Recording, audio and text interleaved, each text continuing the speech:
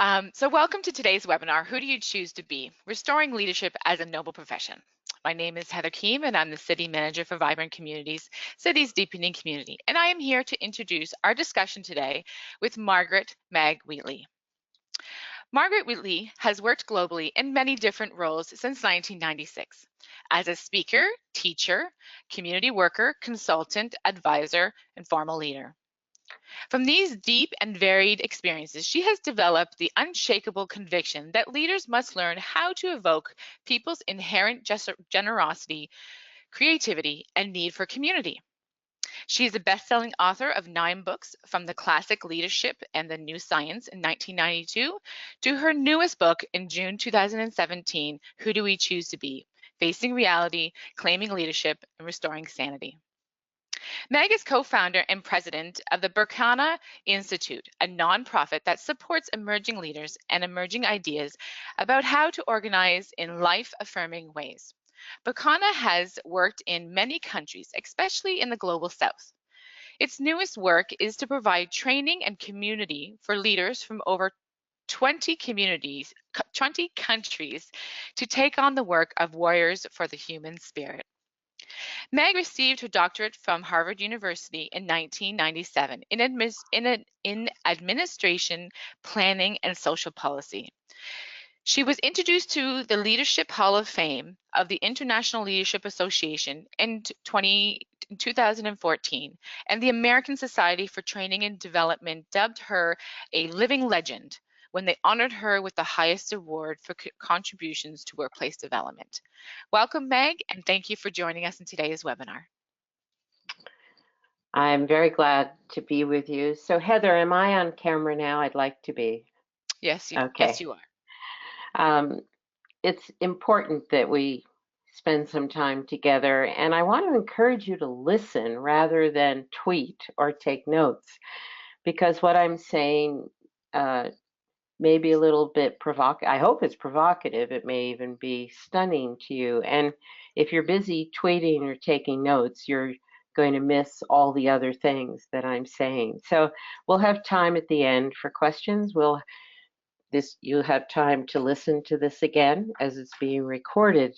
But the reason it's so critical to me that we be together on this topic of who do we choose to be is because all of my work now, even though I started as a global systems thinker and activist at global levels, it has now been very consciously focused on what can we do locally, what can we do in our communities or within our teams to really create sane workplaces in the midst of quite an insane world.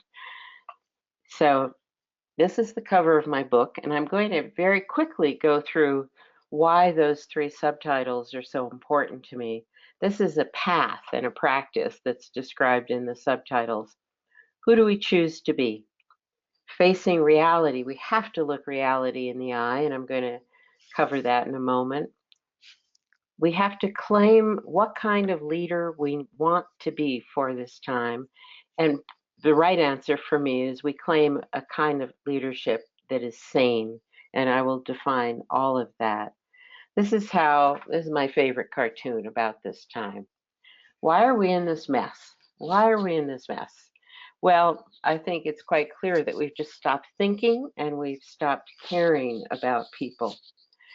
This has been going on for quite a while, but now it's with an intensity and exponential force that is really making many of us feel despairing, grief-stricken.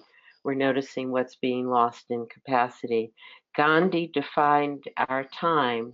In 1924, he wrote this list of 7 social sins. Politics without principle, wealth without work, commerce without morality, pleasure without conscience, education without character, science without humanity, and worship without sacrifice. Just take a moment to see if this accurately describes anything to you about your current reality and what you're up against. You know, just before he was assassinated in 1945, he wrote these down on a piece of paper and gave them to his nephew. So I take this as Gandhi's last testimony to us. Please pay attention. And yet this was 80 years ago. It was longer when he wrote. It was 90 years when he first defined our time. And it's only gotten worse since that time. But I gave the title to this seminar as Leadership as a Noble Profession because there have been other ways to lead. I knew other ways to lead. I've been in this work since the 60s, late 60s, and I knew a lot of great leaders. What I see now is leaders no longer can do the things they used to be able to do. They don't have time, they don't have support, they don't have resources to engage participatively, to respect human beings as the primary resource in their workforce. And so even good leaders are being destroyed. That may be too strong a word, but that's what it feels like to me. They're being asked to do things in a way that they know won't work. This is one of, I think, the dimensions I'd like you to explore in your own leadership of whether you can still do the things that you knew once to do and then found that they did work. Levels of thinking, levels of participation, good communication, slowed down communication. And in a world where there was not social media that could just blindside you with gossip, rumors, conspiracy theories that really impact your leadership. I remember those days vividly, and it's part of my grief that these days are faint memories now to most of us. But I want to go back in time to 1142 to the Iroquois Nation. They fled to Canada from New York State during the American Revolution when George Washington uh, created a scorched earth policy to get them out of the country because they had sided with the British. They'd been around forever. We used their wisdom with the American Constitution, but we couldn't tolerate them being pro-British, so we drove them out of the United States. But here's what their Constitution says. The thickness of your skin shall be 7 spans, which is to say that you shall be proof against anger, offensive actions, and criticism. Wouldn't that be nice? Your heart shall be filled with peace and goodwill, and your mind filled with a yearning for the welfare of the people of the Confederacy. There were 7 nations in that Confederacy. With endless patience you shall carry out your duty, and your firmness shall be tempered with tenderness for your people. Neither anger nor fury shall find lodgment in your mind, and all your words and actions shall be marked with calm deliberation. In all your efforts at lawmaking, self-interest shall be cast into oblivion. And cast not over your shoulder behind you the warnings of the nephews and nieces, should they chide you for any error or wrong you may do, but return to the way of the great law, which is just and right. Look and listen for the welfare of the whole people, and have always in view not only the present, but also the coming generations, even those whose faces are yet beneath the surface of the ground, the unborn of the future nation. The reason I wanted to read that to you is, first of all, it's a powerful indictment, as is Gandhi's, of this time. But I also want us to remember that we knew, if we're old enough, other ways of leading. And I believe our work right now is to reclaim those older ways. And that's why I'll be talking toward the second half of this presentation of how we create islands of sanity.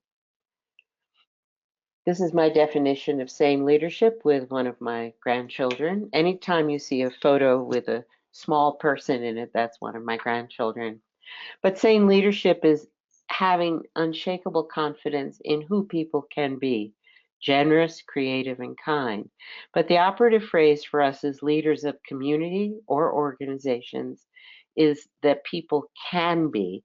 They aren't necessarily, as we see every day now, generous, creative, and kind. We have to, as leaders, create the conditions for them to realize their best human nature rather than the worst. But part of the issue is this is how we're thinking of people these days.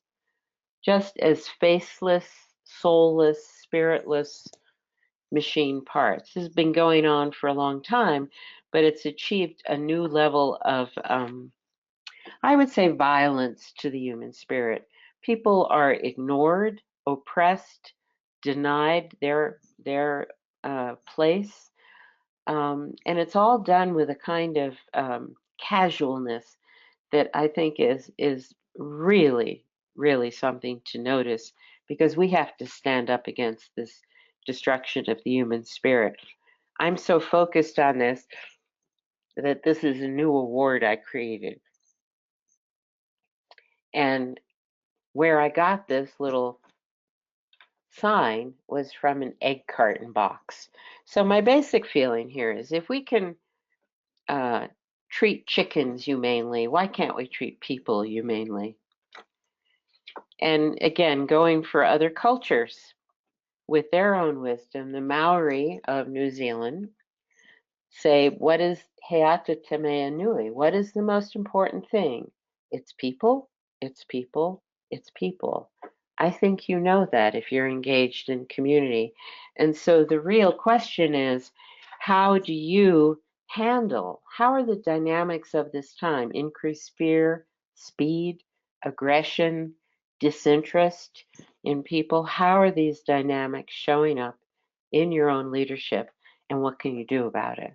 That's where I want to introduce this concept of islands of sanity. It's a deliberate use of the word island because we need to create something that protects people, that keeps them from being buffeted and uh, demotivated by these terrible, terribly destructive dynamics. We can't get work done faster. We can't get more work done without thinking. We've lost time for thinking. We've lost time for relationships. These are general trends. I've been watching them now for 10 years. But as I said earlier, they are exponential influences on us these days. So, how do you create an island of sanity? Well, this you rely on human beings. This is a wonderful statement from one of America's greatest activists, Grace Lee Boggs, who died at the age of 101. She was located in Detroit, and she said the real work is to to organize so that human beings can come forth. So this is difficult work. It's work that requires faith in people. It's work that requires us taking stands. And I wanted to share with you two of my favorite quotes. Teddy Roosevelt said, we must do what we can with what we have where we are. This is why I'm now focused on going local. Whatever resources you have, whatever people you have, whatever projects you're working on, that's where you pay attention. That's where you create focus. And why do we do this work? We do this work because of the following quote. We do this work because we realize that love without rewards is valuable. Emmanuel Levinas was a European philosopher who wrote a lot about ethics, and he grew up during World War II. I love this definition, and we really have to know why we're doing what we're doing. What is our greater faith in people? Whatever your spiritual faith is, that's very critical. But what is your faith as a leader in people? And does that give you enough courage and enough clarity to step forward on behalf of people? Do you know, and I'm sure you do, that love without rewards is valuable? It's what gives us a meaningful life. One of the things we're struggling against, however, is that this is a time when there's no attention, I would say. Maybe in Canada there still is some, but I watch Canada more slowly following the course of the United States, which is a very dangerous move, as you would well know. But what about ethics? This beautiful quote from Brother David Steindl-Rast, whose work has all been focused on gratitude. He's well into his 90s now, still going strong as an elder. Ethics is how we behave when we decide we belong together. Think about this in terms of your own work. Within your community, what is the level of agreement that we are truly together? Does it include all peoples? Does it include the poor? Does it include the homeless? Does it include all the marginalized? Because if it does, then you will have an ethical community. You can do with good things with that. But if people don't believe that they are their brother's keeper, that they're responsible for one another, that we're all in this together, then you will not find ethics. You will find what is so prevalent in the US right now, which is self, self, everything focused on the self, incredible levels of manipulation to get what one person needs or wants, deception. And ethics is a thing of the past in the United States. And it's something for you to watch as a leader wherever you are. Another way this was expressed is just the level of connection indicates the level of ethics. So this is just another way of saying what Brother David said. So I would like to give you two, I think it's two, it might be more, specific things for you to watch in order to create a community and lead it sanely, where people really can express their care, concern, and are thinking together again on behalf of solving their own issues. This is my definition of a sane community, is the same as sane leadership. Do we trust that people are generous, creative, and kind? Do we trust them enough to engage them in the matters that concern them? You know, one of the great quotes from I picked up in New Orleans after Katrina, but it's older than that, is about participation and leadership through participative practices, which is nothing that is for, I'm not going to quite remember this exactly, nothing for us without us is anything that's for us but without us is against us. We need to trust people enough to engage them. I'm going to talk about two of the dynamics of this time that really create distrust and fracture relationships and polarize us just at the time when we so need to be more together in trusting relationships. So we're going to talk about leading an island of sanity. And the first thing is to understand you are an island. You're not part of the mainstream. You're trying to go against the tides that are so destructive of human capacity. It is your job to stay attuned to the whole organization, to watch carefully, to have your own indicators of whether people are becoming more or less trusting, whether good thinking is happening. You can only achieve that if you have time for learning and reflection. For me, it's a survival strategy.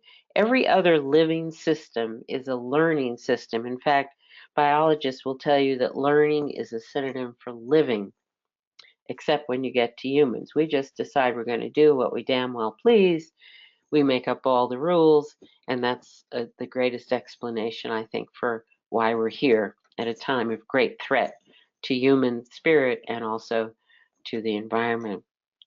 So I want to talk about this last point especially, because if you pay attention to the quality of relationships, then you will succeed in creating a strong, positive environment for people to work in.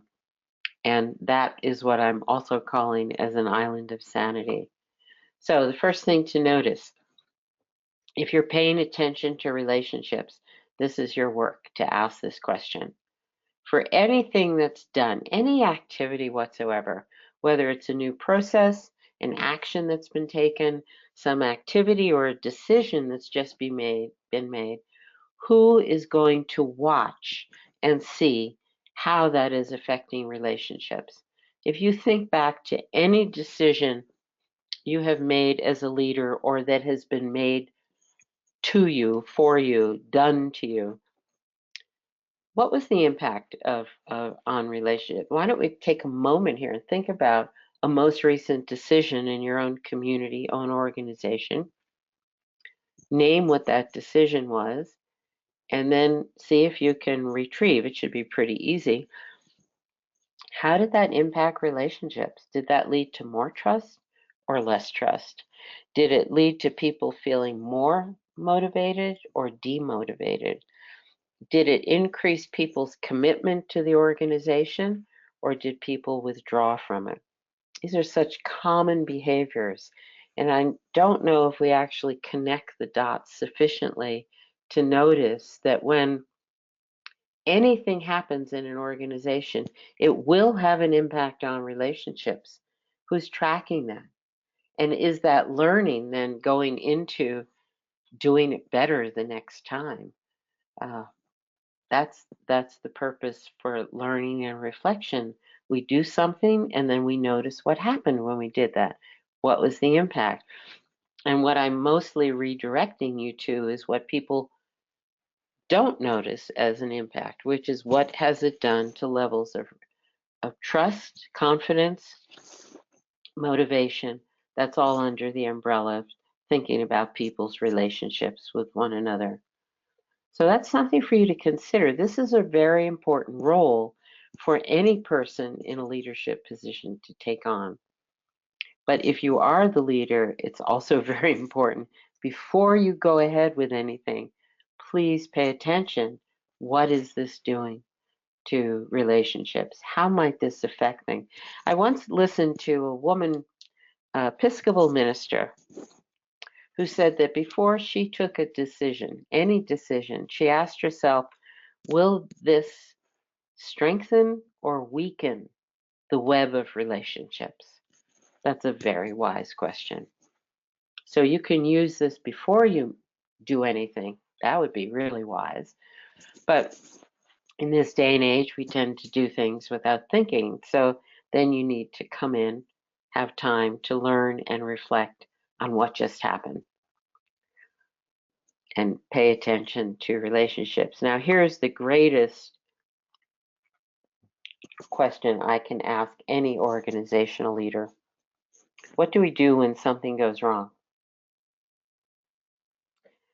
Because generally, what we do is we hide, we pretend it didn't happen, we push it under the rug, or we deny that it went wrong. We deny the reality of what just happened. The most frequent default behavior these days is blame. That's why I put this blue-footed booby up there. This is the single most destructive behavior that impacts relationships. Just think about this in your own life, your personal life. What do you feel like when you get blamed for something? What do you feel like in a relationship when you get blamed? Or what does the other person feel like when you blame them? We see this dynamic of blame that leads to a fracturing of relationships. We see this at every single level of scale. So let's go up to the organizational level or the team level. What kind of learning goes on when you blame someone? I mean, this is our default function. We've been doing this for years. It's getting more and more acute. You see it in politicians, you see it in corporate behavior, you see it in social behavior. We want someone to blame. Now, this is usually, I think it's quite well explained for this time, that the more fearful people are, the more anxious we are, then we stop thinking. And when we stop thinking and something goes wrong, we just need to find a scapegoat quickly. We need to get out of the pain of what went wrong and out of the fear that we're generally feeling. So we pin it on somebody. So that's why people are, anti-immigration. That's why people are anti certain groups that are different from them, because we're living in a very fear-based time. But in your island of sanity, this is something you can tackle and something you can change. When something goes wrong, instead of looking for a scapegoat, you could try and look for understanding. The understanding will be gained by gathering people together who were all involved in what went wrong. And instead of saying, well, it's Ted's fault, it's Sally's fault, it's this whole team is rotten, we sit together and we really ask one another, so what just happened here? And what can we learn from it? I describe this in great detail in my new book, Who Do We Choose to Be? Because it's something I learned from the US military. It's an after action review process. I can't overestimate how beautiful a process this is. When we shift from blame to reflection on what just happened, then we have the opportunity to really learn. And then we have the opportunity to behave with greater intelligence. Then we have the opportunity to behave as sane human beings rather than these hyper reactive, fear based beings that are running around just trying to get away from the discomfort when something goes wrong. This is a critical act for a leader to really create times for reflection, especially when something went wrong. And you'll find that if you approach bad incidents, troubling incidents and problems in this participative, reflective way, you will find that the whole team grows smarter, the whole community gets smarter, and people come together. They're no longer afraid that if I say anything, I'll be the scapegoat. Now I'll be the one who gets blamed. Now, I also have to put in a big warning here that in this era of social media, it is impossible not to have targets put on your back. And the only antidote to all the gossip, slander, and downright violence that goes on through social media now, the only antidote is to have a cohesive, trusting team where people just ignore that and you don't have to respond. But I'm watching this with great attention because it becomes harder and harder, especially in a public setting like a community, to not be wrongly criticized, to not be um, the victim of what anyone who's sitting at a computer or a smartphone can do on social media that can just destroy careers.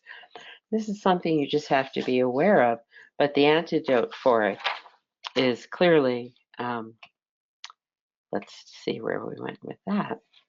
The antidote is to create a strong, cohesive, trusting community team, and that is only available if you stop blaming one another and pay attention when something goes wrong. That's an opportunity for learning. Everything I'm saying right now is my new work, is how can we as leaders be warriors for the human spirit? Now, I'm using the word warrior in a nonviolent sense, that the warriors are armed with the weapons is in quotes, of nonviolent behavior. The warriors are skilled in their compassion and also their level of insight. This is the training program that I'm now wholeheartedly devoted to. But I just want to speak for a moment about what this concept is. In every culture, when the people are under threat, there's always a group, an elite group, a special group, who separate themselves from the common, from the norms, from the violence, from the aggression, from the destruction that's going on, and they train themselves to be warriors, in this case, for the human spirit. This is another way of saying being a champion for people. But I deliberately use the word warrior because this is a long lineage, a long tradition in every culture, from indigenous peoples, from feudal lords, everywhere in the world. My own take on this is that the warriors arise when the people need protection. And in this day and age, people need protection. When we are in a leadership position, we can choose to use our power and influence, which is what I'm asking you. This is the answer to my book title, by the way. Who do we choose to be? We choose to be champions, protectors, warriors for people.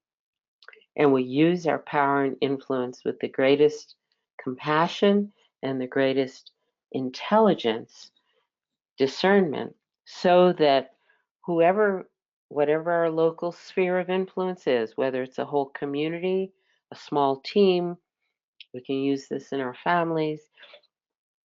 We work in such a way that people remember they can be creative, generous, and kind. And we are then restoring a quality of values and ethics and bringing out the best in people that is so needed for this time. So I'm going to end here, and I want to give you 2 minutes, only 2 minutes, to contemplate this question.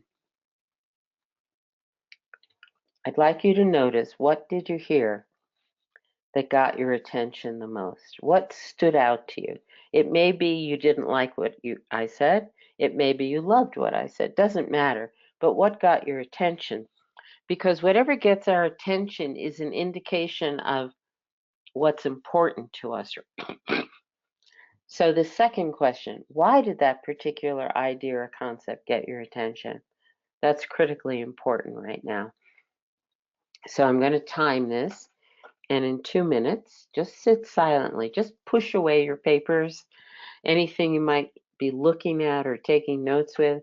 Just push away from the screen and just contemplate, please. What is it that got your attention from what I just spoke about? And why did that get your attention? It must be something that's really of importance to you right now. So we'll begin the 2 minutes of silence.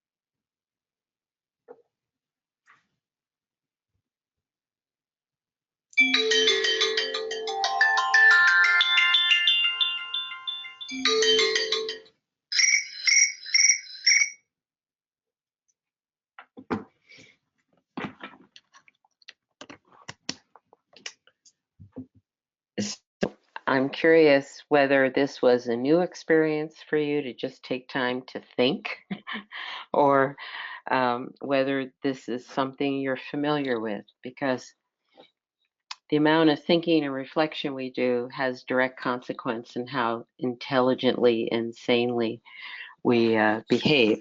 And it's one of the great, probably the most distressing thing I can see, is that we no longer think, we no longer reflect.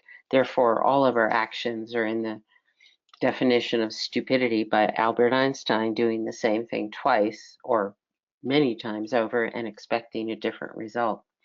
So now it's time for your questions.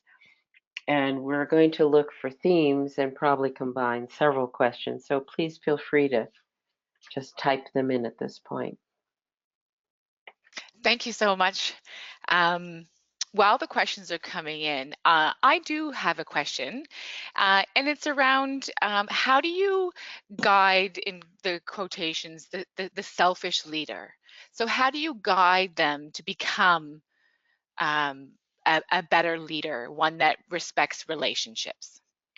I'm not sure that we can. I mean, a lot of us tried for decades. And my interest right now is in strengthening the leadership of those who already understand that faith without rewards, that love without rewards is their basis of faith.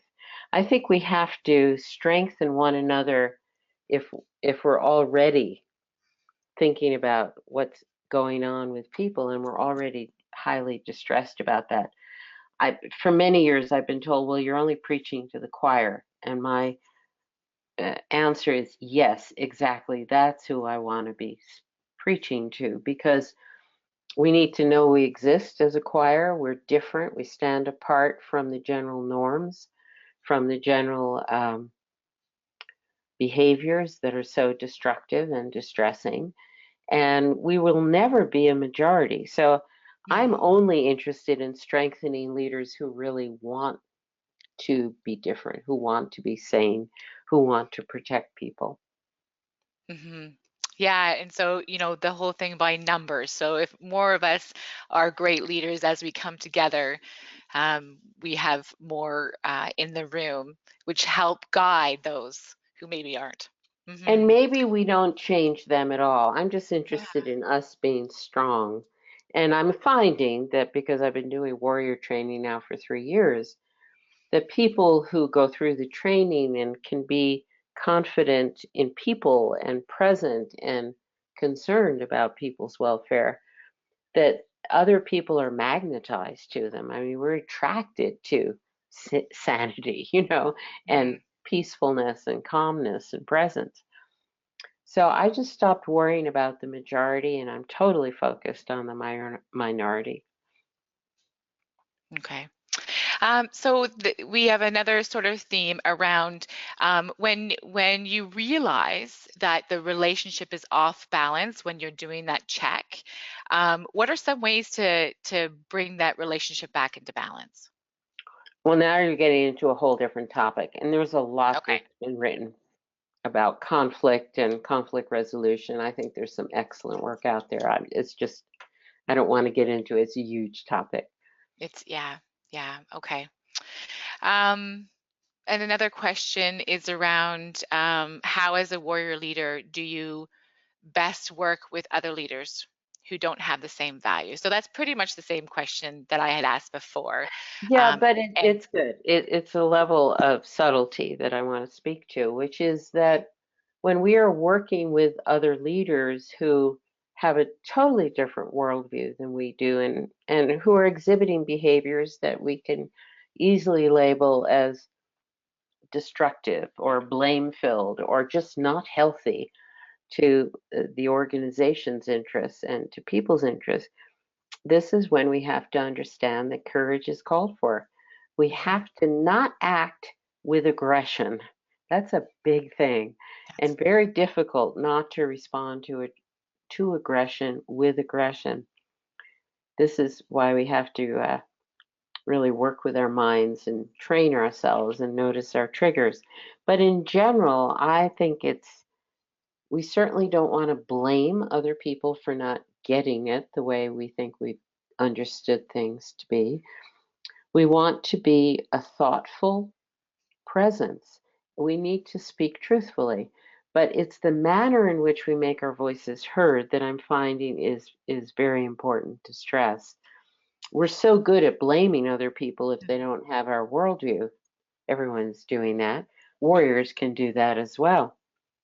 I think it's also working from non-aggression, but also working to try and fully understand why the other person is is doing what they're doing or thinking what they're thinking.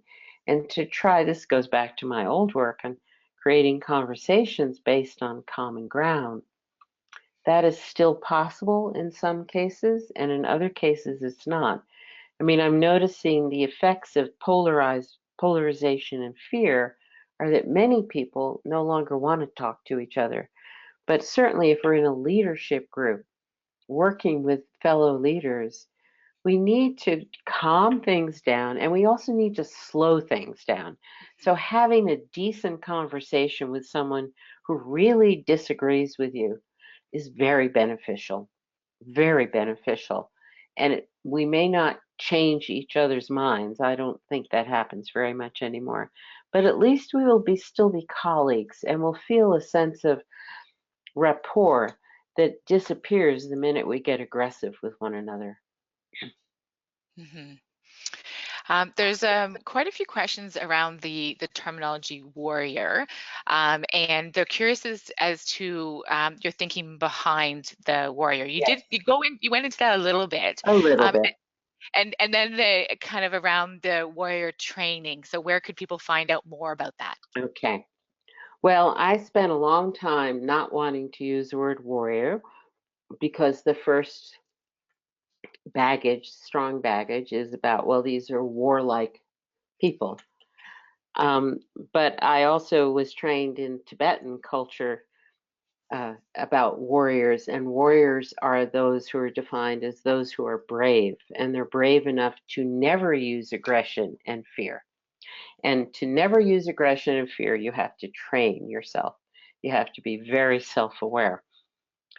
And then the other reason I couldn't find another word that had actually the strength of history behind it. There are always people who are willing to stand up and protect and preserve. And that's what modern day warriors for the human spirit are. We are those who are committed to staying in our leadership positions or activist roles, but we do not want to add to the fear and aggression of this time. And we know we're standing on centuries of shoulders of other warriors who have stepped forward and trained themselves. I can't underestimate the role of making the commitment to train oneself. So I know it's still a trigger for some people, but my basic feeling is just get over that. It's a more expansive and historical role that we're talking about. You can find out all about what I'm doing with this, but just by going to my website, margaretwheatley.com.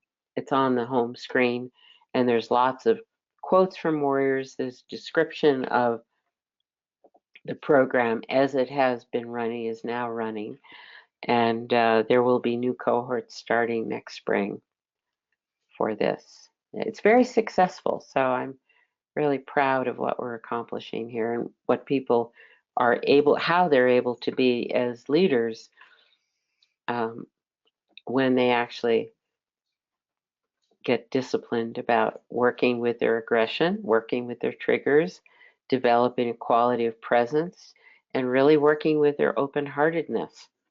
So you can find out everything you need to know on my website. Plus, there's articles, there's podcasts there. It's a very rich library at this point, intentionally. It's all for free. So you can get a sense of more detail about how I'm speaking about the need for warriors for the human spirit as well. Hmm. And you can also find your books on your website too. Yes. Yeah. Um, so a lot of people are asking about tools and resources on how to be the leader, especially in a workplace that's not maybe like that, like a conservative Well, let's say silo. all workplaces are not like this. That's why I use the island imagery. It's fundamental to accept that we are not working in humanly hospitable environments, period. That's why we have to set ourselves apart. Um, think of ourselves as warriors or champions for people and develop the skills of courage, bravery, gentleness, and clarity and clear seeing. This is not about tools. This is actually, in my own experience, a recommitment to a sense of identity. Why am I here? How am I using my leadership power and influence on behalf of people rather than on behalf of profit or other things that look like they're healthy, like community resilience and such. But the real tool here is working on oneself. But working on oneself not to be a better person, but to be a better server of humanity, to really focus on service. How can I give more without my own self, my own needs, neediness, my own fears interfering? So it's not simple and it's not quick. But that's why the title of my book is Who Do We Choose to Be? We have to make a choice. Which side of history are you standing on is a very common phrase in the States. Are we standing up for people? Are we standing up for ethics? Are we standing up for morality? Are we standing up for community? Are we standing up for youth? Are we standing up for causes and people of social justice, environmental justice? We have to take a stand here. The times demand that of us. And the other choice, which is the majority of people, always is the majority of people, are just deciding, well, either it's not that serious and you're overblowing the situation, or I'm just going to go home and cocoon. I'm going to buy a 9-foot TV screen, which are now for sale for homes, and I'm just going to enjoy my life. So it's a choice point. That's why I have a question as a book title. Who do we choose to be? I want each of us to at least consciously decide, what is my role at this time? It's not a time for bystanders. The things you care about most, probably the things that led you into community work, those need to be reignited, but from a different sense of who am I? So I'm not just a struggling leader. I'm not just a teacher. I'm not just a consultant. I'm not just an activist. I actually have a more noble role. And that's what I define as truly a warrior for the human spirit. This is a highly noble role because we're acting in opposition to, in rebellion to the current norms that are very life destroying at all levels. So whatever your cause is, you go back to Gandhi's 7 social sins. If you're engaged in education, then can you stand up for the reintroduction of character among kids? If you're working in community, um, what about politics without principle? Can you be principled? And it's very individual because we are not going to change these larger systems. They have their own momentum, their own properties, and they're impenetrable. I tried, all of my colleagues, we tried hard. And we have to realize where we are. That's why the first subtitle was Facing Reality. I really encourage you to read my book because I put it all in there. And it's very well documented, but it's also a very beautiful book to read with photos and quotes. And most people find it quite inspiring, even though it's giving a very hard message about where we are. So, in terms of tools and techniques, you got to do your homework. You've got to educate yourself and then make a choice. That's great advice. Um, so another question, and it's funny because they actually said, how do we bring others onto our island of sanity? But you really just clarified that the island of sanity is ours. I will Okay. answer that. If you do create a workplace or a community where people feel respected, honored, have the ability to be creative, to make a contribution, to be in community, these are basic human needs, by the way. My friend who works in refugee camps has said that every human being has a desire to earn their own way, to learn new things, and to be together. So she has captured this in 3 words. Every human being wants to earn, learn, and belong. And by earn, she means contributing. When you create an island of sanity, you may start with a small group, but you will be a beacon, you will be a magnet, you will be a place that more and more people want to come to, as because within on your island they can rediscover what it means to be fully human, not be this crazed, anxious, shopping, network binging person, but to really rediscover what it feels like to be in a good team, what it feels like to do meaningful work, what it feels like to be committed to something beyond myself. So they are natural magnets or beacons for people. So you don't have to worry about population. Yeah. You just have to worry about focus on creating the right conditions. And it's hard work. I don't want to minimize the difficulty, the courage, the determination, the discipline that is required of leaders right now. You can't just cruise your way into this. You can't cruise to an island of sanity, if I can continue the image here. Um, you have to play buffer.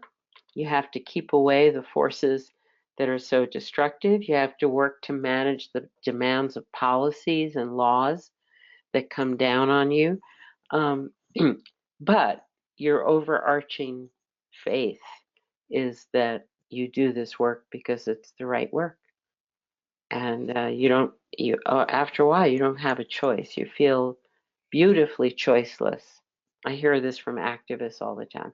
I could not do this. And it is inherently rewarding for the quality of relationships and rediscovering all these beautiful human capacities we've lost, such as thinking, reflecting, enjoying being together, and actually the capacity for joy, which is independent of circumstances. But joy is when we're working well together, it just arises in us. I hear that all the time now. Hmm. So I'm just looking at the time, and there was no more questions that came in. And so, any concluding thoughts? Yeah, so let me go back to my final quote. This is from the American historian Howard Zinn. We don't have to wait for some grand utopian future. The future is an infinite succession of presents. And to live now as we think human beings should live, in defiance of all that is bad around us, is itself a marvelous victory. This is a very powerful quote to me personally because it is my motivation. I'm not waiting for things to get better. I'm not directing my energies toward making large scale change because it's not going to happen right now. But what we can do locally, using Teddy Roosevelt's great quote, do what you can where you are with what you have. We're doing that in defiance of all that is bad around us. And that itself, he calls it a marvelous victory. I call it the ultimate satisfaction of we've created meaningful work environments, meaningful communities where people rediscover what it means to be a human being. And that in and of itself is enough satisfaction, enough meaning, enough motivation for me to continue in what is a continuing struggle right now on behalf of the human spirit. So I hope you take this to heart because it really works well to find a deeper source of motivation than succeeding in the world's terms. We're really revolutionaries here because we're going back in time and standing up for people. And that in today's culture is a revolutionary act, and I welcome you to this particular revolution. And thank you for your time and question. Thank you so much. And I am going to join your revolution. I have been asking myself that question of who do I want to be since I read your information and your books. And it's a journey that I think we all need to embrace and question we have to ask ourselves on a daily basis to remind ourselves of who we want to be. So thank you very much for your thoughts, your wisdom around this. We really appreciate it. Thank you. I just want to let you know on how you can stay in touch with us. Um, you can receive the latest thinking news, tools, and resources from going to our website and visit our learning community. If you enjoyed this webinar, you may also be interested in our next webinar. We will be featuring top 2 thought leaders in community building and engagement, Jim Deers, author of Neighbor Power, Building Community the Seattle Way, and Paul Bourne, author of Deepening Community, in a discussion where we bring community back into neighborhoods and create more vibrant connections in places where we live. It's on June 21st. Next, if you'd like to learn with vibrant communities in person or explore innovative ways that local communities are leading the way in poverty reduction, you can join us in the Western Regional Summit, Cities Innovating to Reduce Poverty. The summit takes place this year on June 12th and 13th in Vancouver. You can register now for the Western Summit using the link. Cities Reducing Poverty members should email Lena at tamarackcommunity.ca to register for your 2 free seats. Or if you have any questions about subsidies, there are several scholarships available for people with lived experience and small not-for-profits. Registration is now open for our Community Change Festival. Over 4 days, participants will explore the 5 competencies every changemaker needs to move ideas from practice to impact. We will host workshops, open space dialogues, present tools, take you on immersive tours, facilitate peer input processes, and much more. Learn more about Tamarack's signature event and register by using the link. In a few days, you will receive a follow-up email, which will include a link to the audio recording of today, as well as learning opportunities we've mentioned. You can email myself, Heather, at tamarackcommunity.ca to provide feedback about today's webinar. We are always trying to improve our experience. Thank you again for joining us, and please keep asking yourself that question, what kind of leader and who do I want to be? Thank you very much and have a great day.